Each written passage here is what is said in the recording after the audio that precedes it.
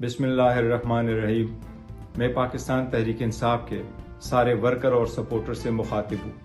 آپ کو معلوم ہے کہ خان صاحب کی صحت ہم سب کے لیے ایک اولین ترجیح ہے۔ 3 اکتوبر کے بعد خان صاحب کے ساتھ نہ کسی وکیل، نہ فیملی ممبر اور نہ کسی پولیٹیکل لیڈر کی ملاقات ہوئی تھی۔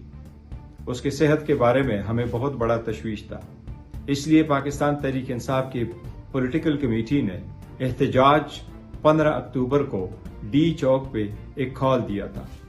اس کے پیش نظر ہم نے ایک درخواست بھی گزاری تھی انٹیریئر منسٹر کو۔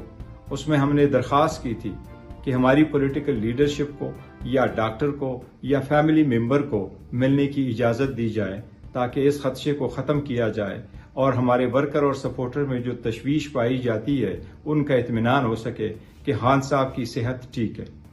اسی دوران آپ کو معلوم ہے کہ سی او کی کانفرنس بھی ہونے جا رہی ہے اور ہمارے الائنس نے بھی ہم سے درخواست کی تھی کہ آپ اس احتجاج کے کال کو مؤخر کریں۔ ہمارے فرینڈلی کنٹری بھی پاکستان اور اسلام آباد آ چکے ہیں، چونکہ حکومت نے ہمیں انٹیریئر منسٹر نے ایک ایشورنس دی ہے کہ کل انشاءاللہ تعالی ڈاکٹر کی ضرور ملاقات ہوگی خان صاحب سے۔